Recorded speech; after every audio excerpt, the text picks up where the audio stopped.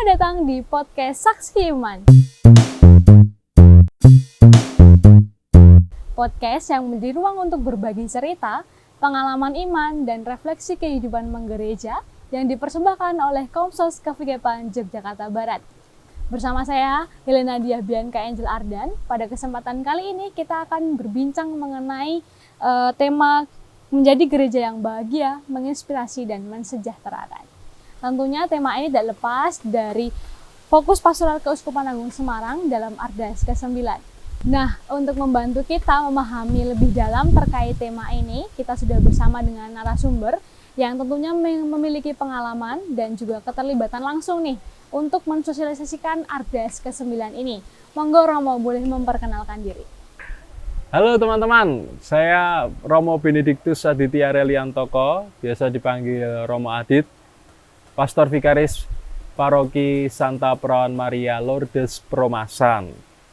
Ya, gimana Mbak Angel? Oke, Romo biasa dipanggil Romo Adit. Romo Adit. Oke, Romo, untuk membuka perbincangan kita, tadi kan sudah sedikit saya perkenalkan bahwa Romo ini adalah salah satu tim untuk mensosialisasikan Ardas ke-9. Mungkin boleh diceritakan Romo terkait dengan pengalaman selama ini berproses bersama untuk mensosialisasikan Ardas, apalagi baru ya Romo ya di tahun ini. Monggo Romo, boleh cerita. Baik, terima kasih. Saya Romo Adit, itu menjadi salah satu anggota dari tim sosialisasi Ardas yang dikoordinir oleh Romo Suprihadi, Pastor Paroki Bonoharjo. Nah, kemudian setelah dipromulgasikan atau disahkannya Ardas ke-9, itu di masing-masing KVKPAN dibentuk tim TOT atau Training of Trainers ya. Ya itu untuk mensosialisasikan Ardas ke-9 ini ke paroki-paroki di KVKPAN. Nah, beberapa paroki yang pernah kami kunjungi itu ada Paroki Boro, Paroki Warak di KVKPAN Jogja Barat ini. Tentu tim ini terdiri juga dari umat dan juga beberapa romo di KVKPAN Jogja Barat untuk mensosialisasikan Ardas ke-9 ini. Dan ini juga pengalaman baru pula bagi saya sebagai imam baru 7 bulan ditahbiskan, kemudian nyemplung dilibatkan lah dalam sosialisasi Ardas ini. Sebagai pengalaman baru, juga pembelajaran yang baru pula bagi saya untuk mengenal Ardas ke-9 ini, begitu Mbak Angel. Oke Romo, terima kasih. Sangat menarik ya tentunya dari pengalaman yang diceritakan Romo Adit ini. Tapi kalau kita boleh masuk lebih jauh nih Romo, terkait dengan Ardas ini, apa sih sebenarnya pesan pokok yang mungkin yang dimaksudkan atau yang ditujukan kepada umat terkait dengan Ardas ke-9 ini? Ya, pesan pokoknya itu sudah sesuai dengan tema yang sudah digaungkan oleh Keuskupan Agung Semarang, oleh Bapak Uskup Monsinyur Ruby sendiri, yakni temanya tadi sudah disebut oleh Mbak Angel, menjadi gereja yang bahagia, menginspirasi, dan menyejahterakan. Nah, itu pokoknya 3 itu untuk menghidupi iman, sekaligus juga menghidupi dalam hidup bersama dengan 3 pokok itu tadi. Dan juga itu menjadi tagline Ardas kita di yang ke-9 ini. Menjadi bahagia, menjadi inspirasi, dan mensejahterakan. Gitu. Berarti memang itu juga jadi tagline ya Romo yang memang sudah Betul. digaungkan, dan juga itu juga langsung menuju pada pesan pokoknya itu sebenarnya itu gitu ya Romo. Iya, nanti penjelasannya juga pasti ada. Apa itu bahagia itu apa toh, menginspirasi itu apa, menyejahterakan itu bagaimana toh. Pasti nanti ada relevansinya juga. Betul. Gitu. Oke Romo, nah tadi kita sudah tahu terkait dengan pesan pokoknya, tapi sebenarnya bagaimana sebaiknya umat di Keuskupan Agung Semarang menghidupi atau mewujudkan semangat Ardas Keuskupan Agung Semarang yang ke-9 ini dalam kehidupan sehari-hari Romo? Tadi mungkin juga kaitannya dari 3 pesan pokok itu tadi, mungkin seharusnya tuh umat tuh seperti apa sih seharusnya untuk mewujudkan pesan pokok itu Romo? Baik. Untuk menjawab pertanyaan-pertanyaan, mungkin saya juga bisa melihat dari nota pastoral ini ya. Ini kan nota pastoral dan panduan implementasi Ardas ke-9 Keuskupan Agung Semarang. Nah, ini yang menjadi bahan atau panduan untuk tadi dikatakan mengejawantahkan atau Iya. membahasakan dari tagline itu tadi ke dalam kehidupan bersama itu yang bagaimana. Nah, tadi disebut oleh dalam tagline tadi itu gereja yang bahagia. Mbak Angel bahagia nggak hari ini? Bahagia Romo. Bahagia ketemu siapa? Ketemu pacarnya? Bukan Romo. Bahagia udah lulus ya? Iya, terima kasih Romo. Bahagia ya, semua itu orang berhak bahagia. Iya. Maka gereja itu disebutnya gereja yang menjadi gereja yang bahagia. Bahagia artinya tidak kemudian lepas dari masalah. Wah, bahagia, bebas dari masalah. Tetapi karena hidup kita itu dalam pengharapan. Hidup kita itu di dalam pengharapan, maka gereja itu juga harus berhak bahagia karena memiliki pengharapan. Nah, seperti bacaan kedua hari ini, hari Minggu ini. Ya, udah ke gereja? Sudah Romo. Mendengarkan bacaan tadi ya. Iya benar. Nah, itu kan dikatakan pengharapan yang tidak mengecewakan. Nah, artinya gereja memiliki pengharapan. Gereja berhak bahagia karena memiliki pengharapan. Pengharapannya apa? Karena kita telah diselamatkan oleh Yesus Kristus, telah diampuni dan ditebus, kemudian diselamatkan. Nah, ini kan masih sangat ngawang-ngawang ya, masih Ya. bahasa yang sangat imani banget. Betul. Gitu. Maka gereja yang bahagia ini tadi dengan pengharapannya itu diharapkan tampak dalam hidup bersama itu dengan saling menerima, kemudian saling mengampuni. Nah, dalam keluarga-keluarga Katolik itu perlu yang namanya pengampunan. Dengan pengampunan akan tampak wajah-wajah kebahagiaan itu. Satu sama lain kemudian menerima kekurangan dan kelebihan pasangannya. Satu sama lain memahami kekurangan dan kelebihan pasangannya. Begitu pula tidak dalam keluarga tapi juga dalam hidup umat beriman bersama.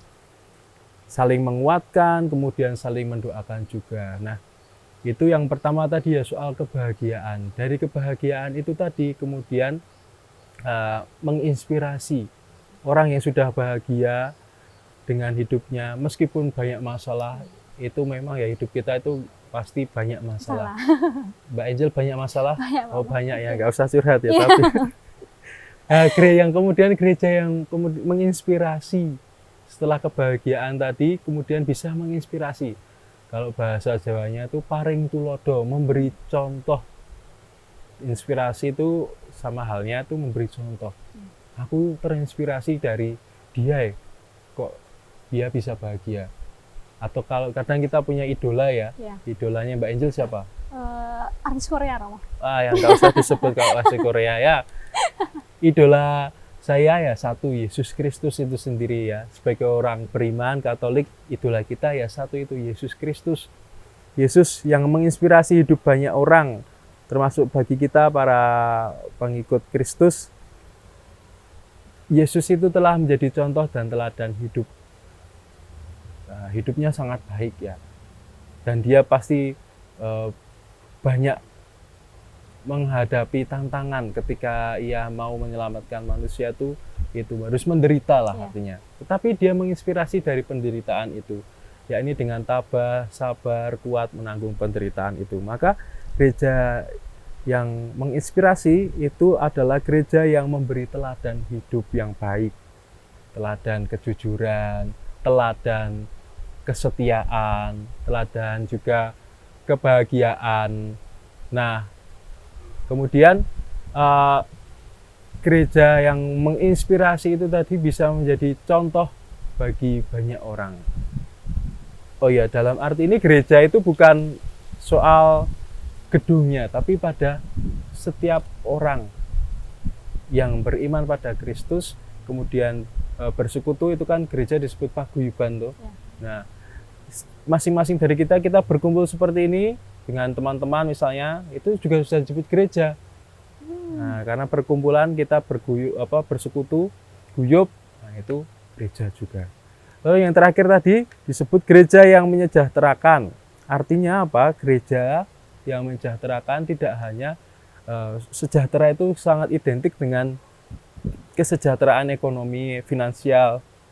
Tapi gereja memandang, artinya gereja dipanggil untuk peduli pada kesejahteraan yang secara utuh, tidak hanya ekonominya saja tetapi juga secara rohani, jasmani, kemudian sosial dengan lingkungan. Maka semuanya itu diajak untuk menghidupi kepedulian dan bela rasa terhadap sesama, lebih-lebih kaum yang lemah, miskin, tersingkir, dan difabel.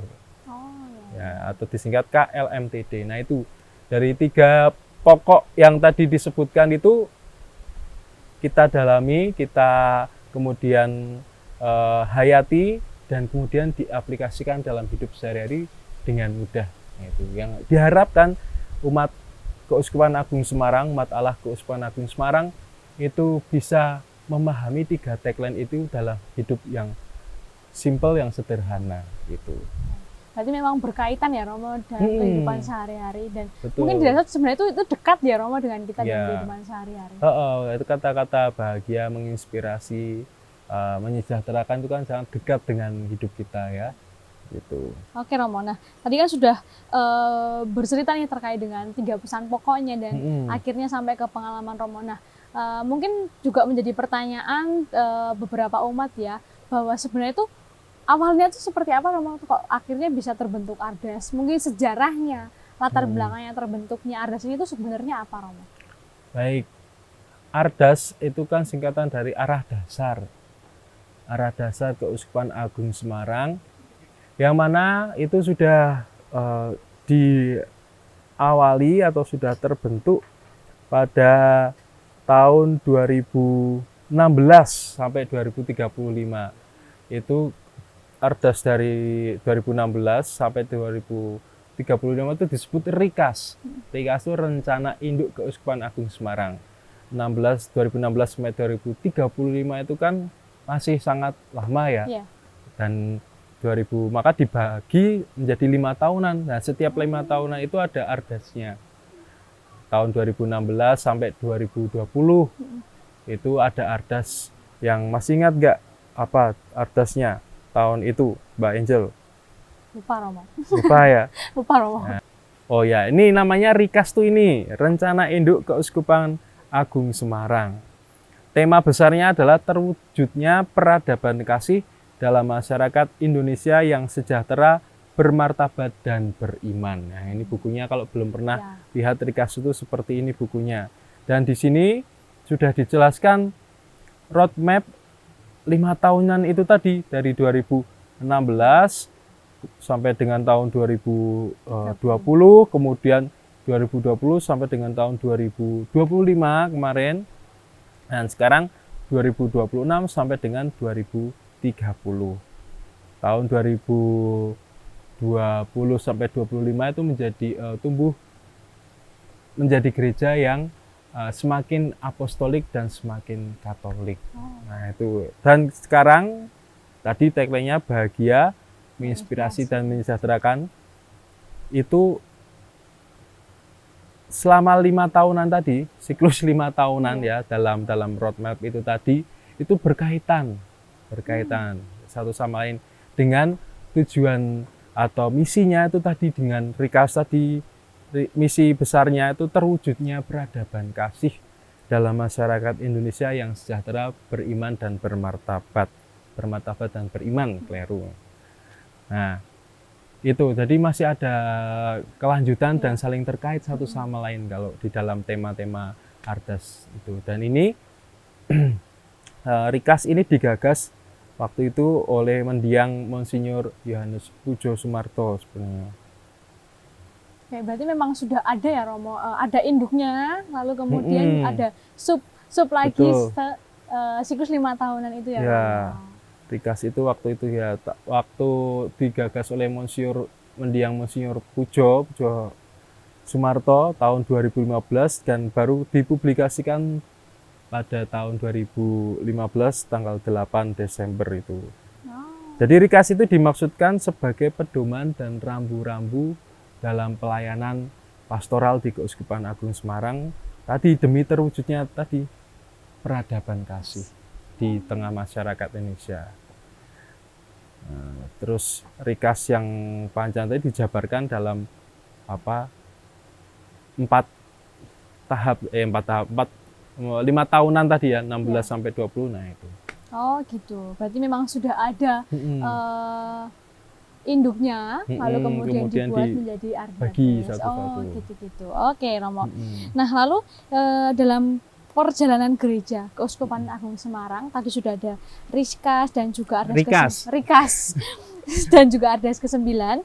Menurut Romo, sebenarnya bagaimana sikap yang sebaiknya dimiliki oleh umat untuk menanggapi gerak langkah keuskupan ini? Oke, untuk menanggapi gerak langkah keuskupan ini ya, umat di Keuskupan Agung Semarang ya, harus terbuka terlebih dahulu, terbuka dengan apa yang digagas oleh keuskupan kita ini, kemudian menerima dan kemudian menghayati apa yang sudah menjadi tema di Ardas tahun ini ya, dengan bahagia, menginspirasi dan mensejahterakan lagi. Umat diharapkan itu mau tergerak dan terlibat. Kalau kata kasnya itu, kita semua diajak untuk berjalan bersama atau disebut sinodalitas. Jadi tidak hanya Romo netok sing berjalan, Romonya saja, tetapi juga dewan paroki, kemudian umat seluruh di paroki itu diajak untuk berjalan bersama dengan semangat dari tagline itu tadi, menjadi gereja yang bahagia, menginspirasi dan mensejahterakan. Oke, berarti memang gitu. Semua lingkup semua itu punya peran ya Romo. Betul. Ya. Jadi nggak cuma Romonya aja yang mungkin pedomannya Romonya aja, ternyata enggak. Jadi bahwa umat juga punya peran gitu ya Romo. Betul. Nah. Oke, nah kalau kita kembali pada tema yang kita bincangkan pada hari ini Romo, kan tadi menjadi gereja yang bahagia, menginspirasi dan mensejahterakan. Nah, menurut Romo sebenarnya tadi kan sudah disampaikan bahwa umat itu juga punya peran. Tapi perannya itu seperti apa sih Romo? Hal konkretnya itu seperti apa sebenarnya? Mungkin karena juga karena ini juga Ardas yang baru, umat juga mungkin juga bertanya-tanya sebenarnya itu aku kan harus seperti apa, atau kami sebagai umat itu harus kemudian melakukan apa untuk kemudian bisa Ardas ini bisa berjalan bersama atau kemudian bersinodalitas gitu loh. Berjalan sinodal. Ya konkretnya itu dapat kita wujudkan di dalam hidup bersama sehari-hari, seperti yang tadi saya sebutkan. Misalnya kalau di tengah keluarga menciptakan yang namanya pengampunan satu sama lain. Di tengah keluarga ya artinya menjadi gereja yang menginspirasi. Bagaimana toh ya, orang tua harus memberi inspirasi kepada anak-anaknya, entah itu dengan teladan yang baik, hidup doa yang teratur, kemudian kebersihan di rumah itu terjaga. Itu kan anak itu akan melihat, oh bapak atau ibu saya tuh sregep, rajin ke gereja ya, rajin sembahyang ya. Nah, dari hal-hal yang sederhana itu. Nah, kemudian banyak ya, misalnya di masyarakat pula bertindak jujur, bertindak untuk saling mengayomi, mengingatkan dengan satu sama lain, tetangga, kemudian bersikap toleran dengan yang berbeda agama. Itu kan mewujudkannya itu melalui tindakan hidup dan sikap hidup sehari-hari. Baik itu di keluarga, kemudian di masyarakat, atau di lingkungan kerja, sekolah bagi anak-anak.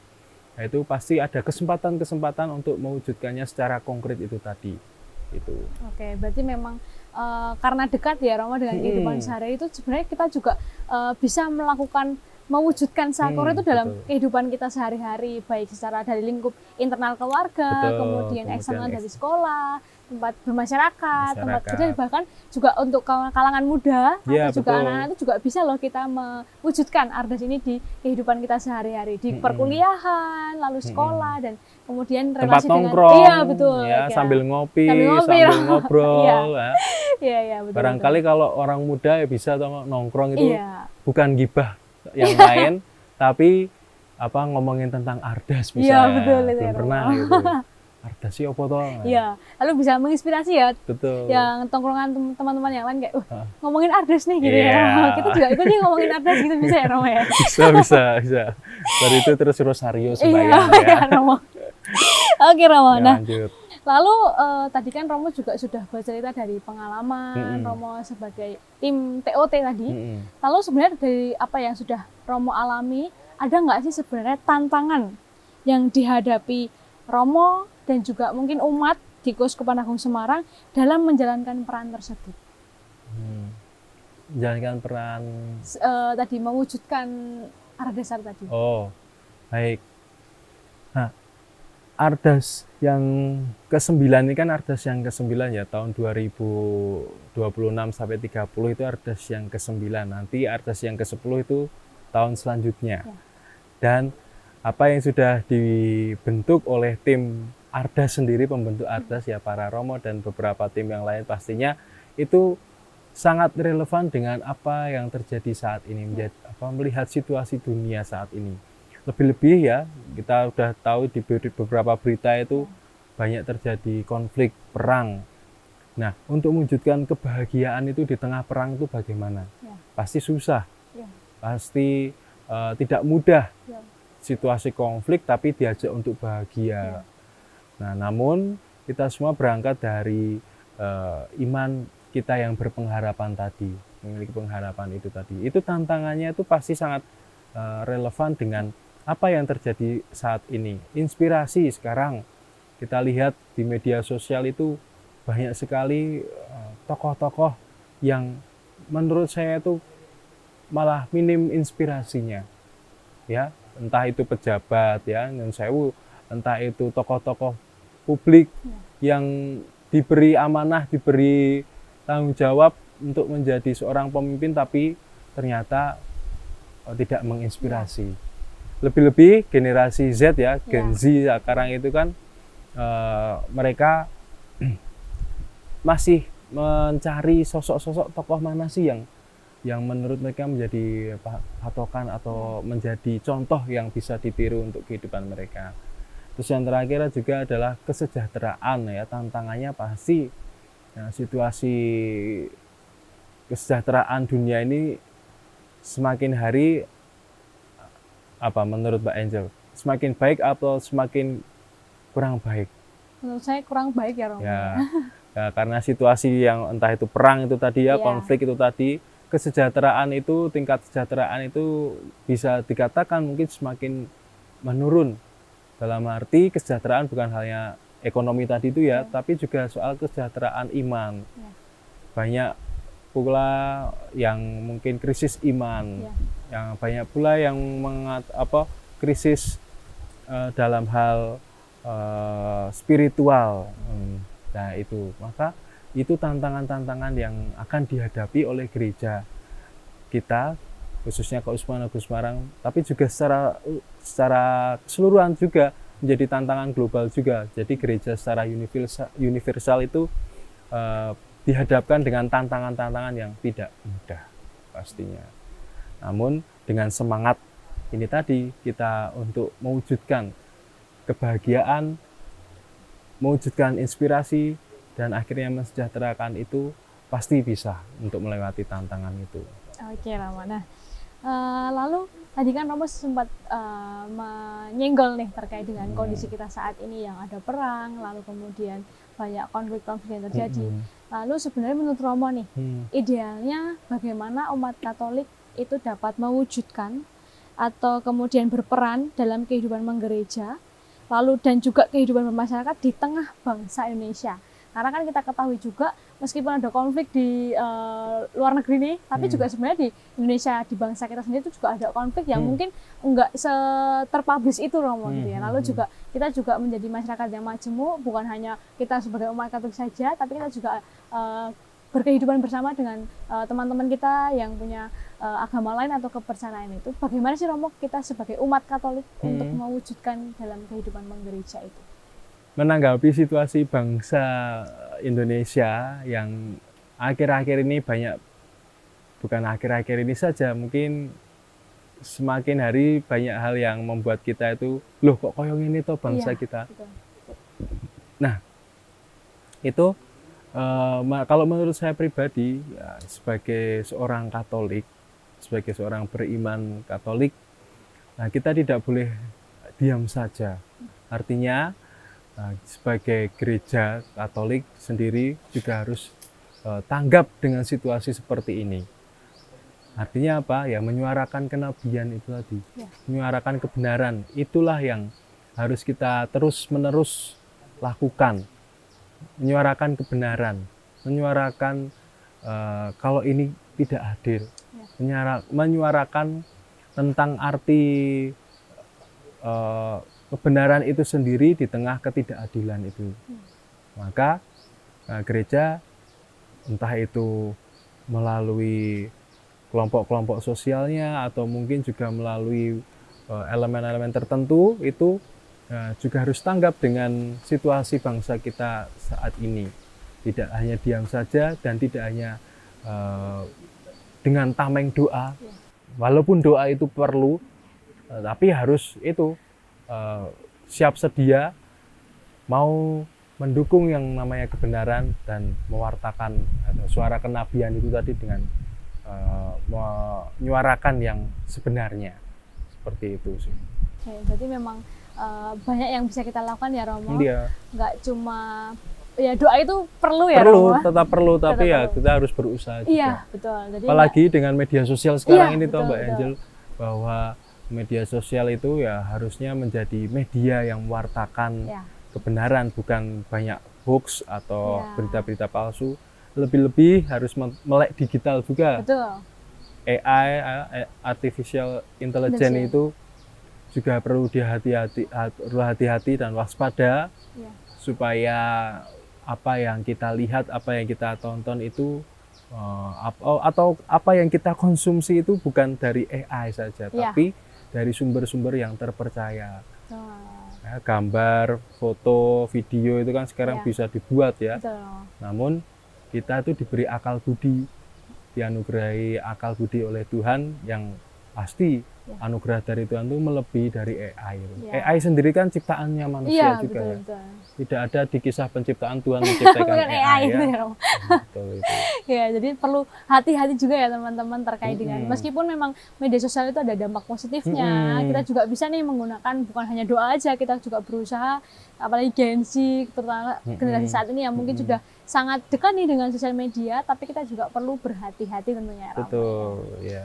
Oke Romo, sebagai penutup perbincangan kita pada hari ini Romo, mungkin Romo bisa berbagi terkait dengan harapan Romo nih kepada umat terkait dengan Ardes ke-9 ini dan juga tema kita ini. Ya, kalau harapan saya semoga umat di Keuskupan Agung Semarang menghidupi Ardas kita yang ke-9 ini menjadi gereja yang bahagia, menginspirasi, menyejahterakan itu dengan semangat yang sungguh-sungguh, dengan semangat yang makantar-kantar, Ya. seperti halnya wanita Samaria dalam bacaan saat ini tadi, setelah berjumpa dengan Yesus dia mewartakan. Nah, semoga perjumpaan atau Anda mengalami pengalaman dari berangkat dari Ardas ini, wah, kebahagiaan, menginspirasi dan mensejahterakan itu menjadi semangat dalam hidup sehari-hari. Itu harapan Oke, saya. Romo. Nah, terima kasih Romo Oke, atas sama-sama. waktunya. Romo juga sudah memberikan banyak nih cerita, refleksi yang kemudian bisa untuk kemudian jadi bahan kita penonton juga saya juga yang bersama pada hari ini itu juga menjadi bahan permenungan kita, terutama juga mungkin banyak ya Romo umat yang masih belum mengenal apa sih Ardes itu. Yeah. Nah, tentunya melalui podcast ini kita juga harusnya sudah mulai mengetahui sedikit, meskipun sedikit nggak apa ya Romo, Ya, terkait nggak dengan apa. Ardes ke-9 ini. Karena juga masih ada 3-4 tahun lagi ya Romo Ya. untuk menghidupi Ardes ke-9 ini. Oke Romo, semoga apa yang kita dengarkan pada hari ini dapat menjadi inspirasi kita bersemua dan juga semakin aktif nih terlibat menggereja dan kehidupan bermasyarakat. Bersama-sama mewujudkan gereja yang bahagia, menginspirasi dan mensejahterakan. Nah Romo, ternyata kita di Komsos KVKPAN Yogyakarta Barat itu ada tagline-nya Romo. Oh, tagline-nya apa? Bahagia, menginspirasi. Bukan Romo. Ya, kalau saya bilang Komsos KVKPAN Yogyakarta Barat, Romo jawabnya Gemati Open Land, ngopeni gitu ya Oke, Romo. Kita coba siap. ya Romo. Oke. Oke. Komsos KPKPAN Yogyakarta Barat. Gemati, open lan ngopeni. Oke, sampai berjumpa di podcast Dadah. berikutnya. Terima kasih.